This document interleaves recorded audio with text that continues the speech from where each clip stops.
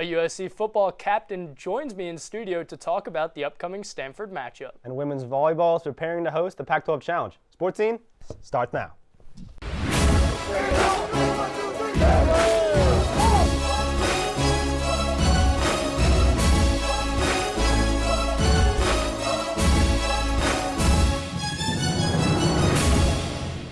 Welcome back into Studio C. I'm Connor McGlynn. And I'm Jackson Safon. The USC football team is getting ready to enter Pac-12 play in a big way, traveling up the coast to take on number 7 Stanford on Saturday.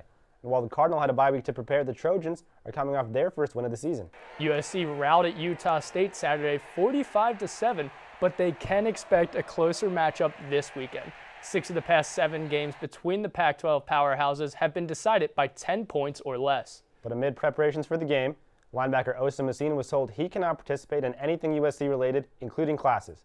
He returned home to Utah Monday, and according to his lawyer, Masina is awaiting charges related to his alleged involvement in an ongoing sexual assault case. Masina's lawyer also said that they will challenge the university's ruling because, according to him, Masina was not giving a hearing or due process. Fellow linebacker Don Hill, who was also allegedly involved in the incident, has been banned from all football team activities.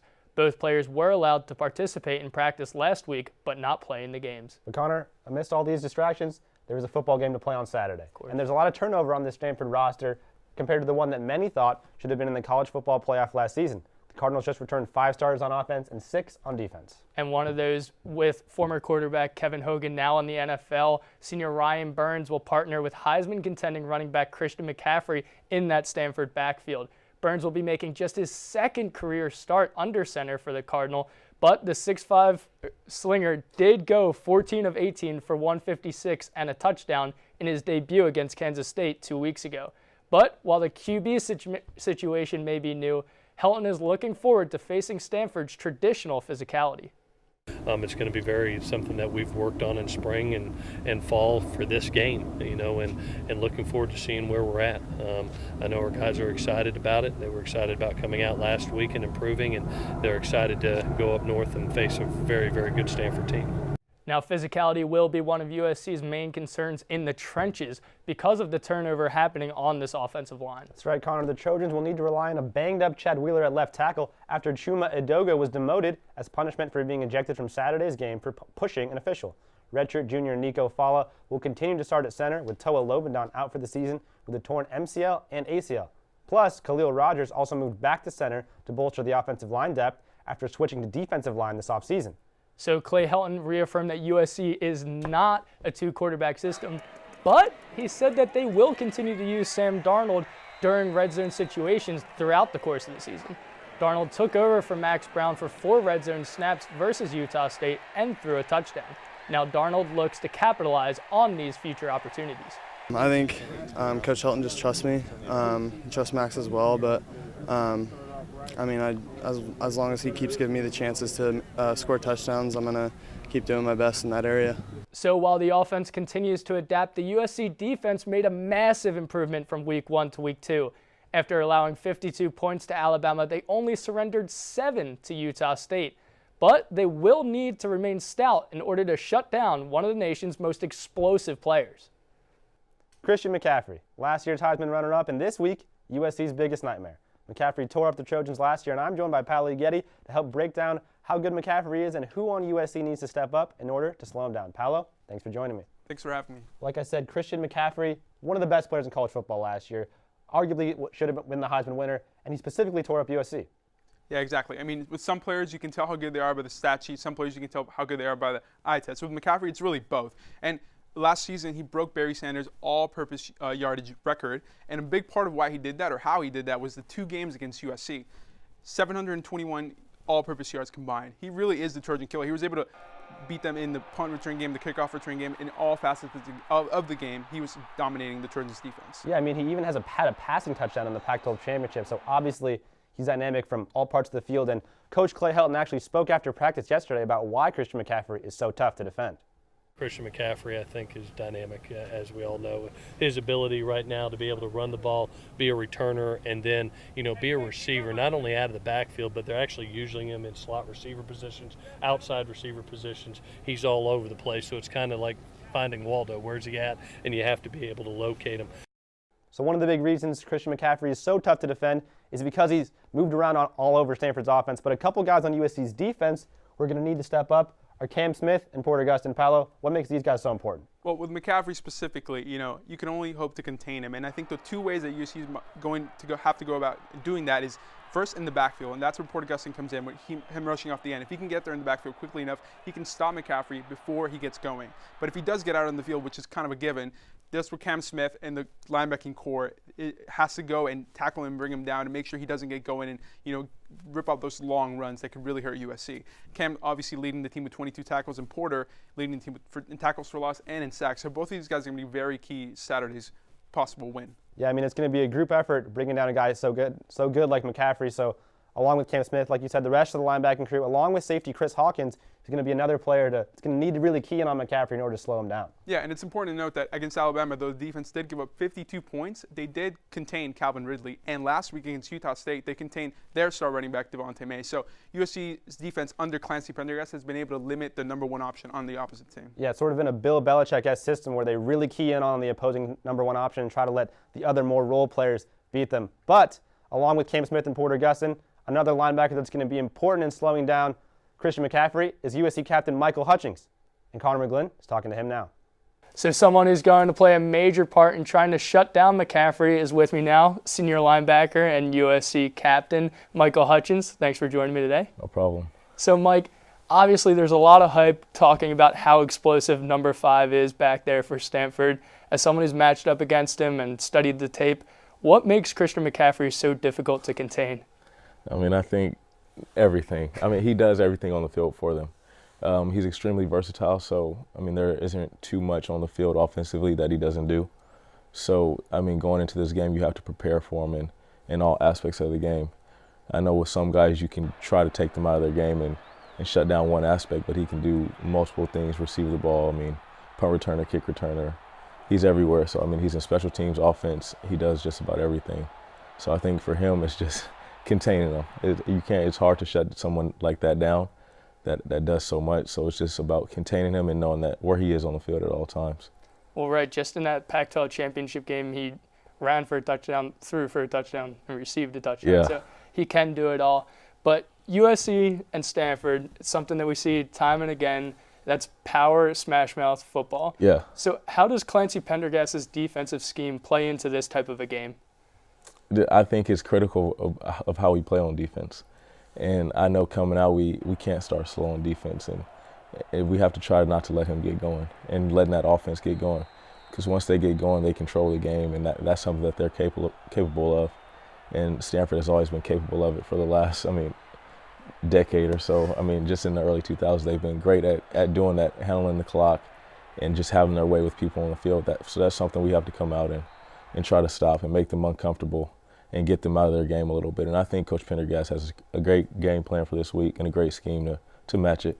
Well, it's definitely something that's not new to you. This is your 5th time taking on Stanford, and you've kind of seen the whole range of emotions. You were on the team in 2013, the upset, and then also last year, the loss in the Pac-12 title game. Yeah. So how much does this game mean for you, and is there any extra incentive in your mouth after that last year?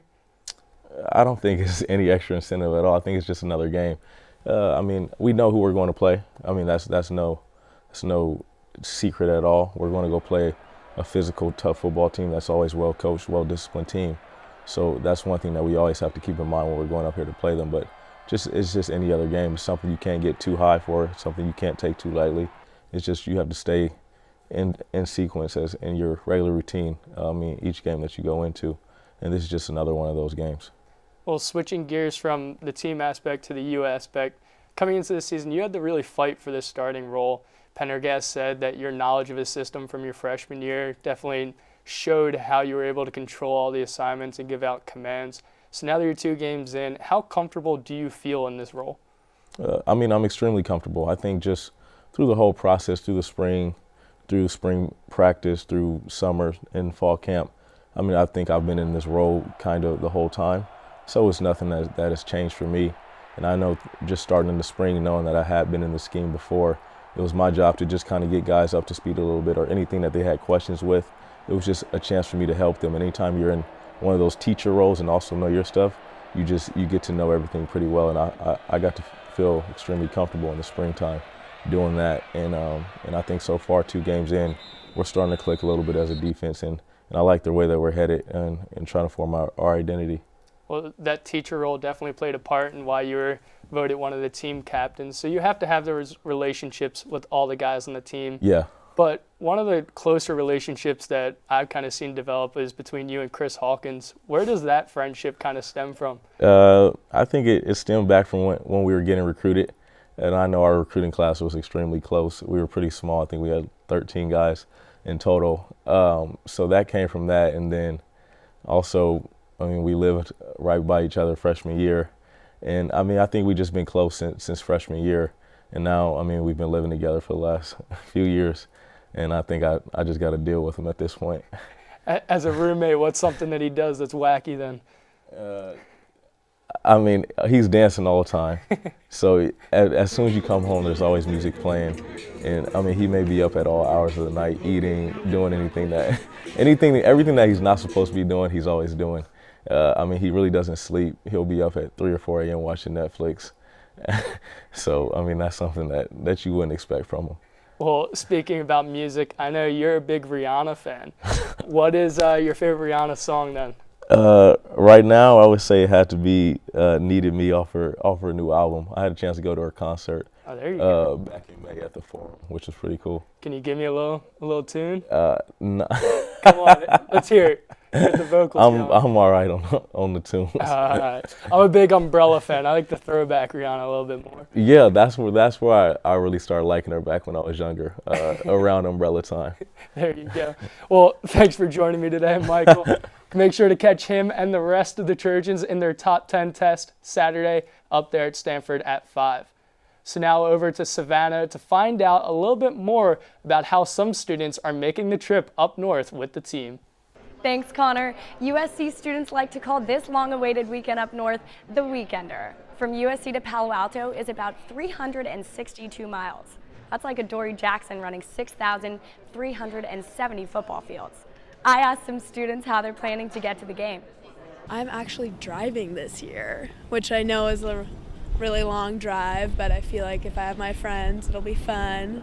Play some tunes. A group of friends and I wanted to do a party bus up there for the 6 hours, but we didn't plan it. So right now I think we might just do his mom's minivan and then just getting up there. And then I have my flight back, but I don't know how we're getting there just yet. Students that decide to fly cut their travel time down about 4 hours, giving them plenty of time to gaze at the Golden Gate Bridge or eat some San Francisco food. For Lauren and Alex Beer, they have a certain reason for choosing to fly instead of drive. I'm a huge Seahawks fan, and so my family and I are actually all getting on the flight the next morning and getting back down to LA because we're playing the Rams on their opening day. Last year I went to Cal and we drove, so this is the first time I'm flying, but we had to get down on Sunday for the Seahawks game, so couldn't really make the drive Sunday morning down to LA, so we're flying both ways. Flying out Friday afternoon, getting there, going to Stanford, going to bed, waking up 8 a.m. the next morning, flying back to LA, and then we have tickets at the Coliseum. But before Sunday's NFL game back in LA, fans are anxiously awaiting USC's first Pac-12 matchup. I'm looking forward to just feeling the vibe with the two different schools. They don't have school in session when we're there, so it'll be different than like the previous weekenders, but this is my first weekender, so I'm excited regardless. Whether by car or by plane, USC fans are hoping the weekender atmosphere lives up to the hype and makes the long or short trip worthwhile. Hey guys, welcome back to Ask an Athlete. I'm Alexa Palermo here with Rennie Mayer-Wally, and I'm going to ask you as many questions as I can in 60 seconds. Are you ready? Shit, all right, go. Okay, ready? Here we go. Favorite emoji? Hard eyes, I guess. If you had a reality show, what would it be called? 1 of 9. Hidden talent? I have many tongue tricks. Nice. Can you do one? That is insane. I love it. What is your most embarrassing moment? My most embarrassing moment. Oh my God. I don't know if I have one that I can think off the top of my head. Next question. That's okay. We have 6 seconds. Cat or dog? Dog. What is your go-to dance move? I don't know. It's always with the shoulders, though. Shoulders have to be in there. Can I keep going? Just You got it like shoulders, this. you know? I like it. I like it. What is your biggest fear? Sharks, easily. Me too. Biggest pet peeve? I don't know. It's just when people just do bad things. I don't know. People just bother me sometimes. Multiple pet peeves. I agree. Celebrity crush? Celebrity crush. Oh my God. I don't know. I don't have one. Sorry. That's fine. Guilty pleasure? Do giraffes count? Yes. I just really like giraffes. I guess they're like my guilty pleasure. Or, oh, no, ice cream, but like dairy-free ice cream. Oh, are you dairy-free? Yeah. Me too. So that is our time, but I have a bonus question. You have 8 siblings. Yeah, I'm one of 9. Have you ever forgotten any of your siblings' names? No, but I've called a sibling the other name, but I knew their name. It just was like, oh, my bad. Like, didn't mean to say so-and-so. That makes sense. I do it too. I have 3 siblings, so I feel you. Yeah, so many. Lose track of birthdays, though. Birthdays are the ones that I like. I'm like, oh, because I have like siblings who are like back to back to back on birthdays. So it's like, oh crap, like who's 23rd, 24th? Like, wait. But yeah. I feel you. Well, thank you so much. That's all the time we have. Back to you guys. The number 21 women's volleyball team is entering their final tournament before conference play. This Thursday and Friday, USC hosts the Pac-12 Challenge, but the name's deceiving. It's 2 Pac-12 teams playing a team from the Big 12 and a team from the Big 10. The women of Troy are on a 6-match win streak and have won 10 of their last 11 sets. This team playing right now is completely different from the team that started their season off 0-3. The team struggled early on because their starting setter at the time, Bailey Johnson, was named academically ineligible for the entire season. And without her, the team was rotating between 4 setters. But they finally found their rhythm with a combo of senior Alice Pizza Segola and junior Rennie Meyer-Wally. USC has a number of players producing well on offense, and freshman outside hitter Kalia Lanier is leading the team.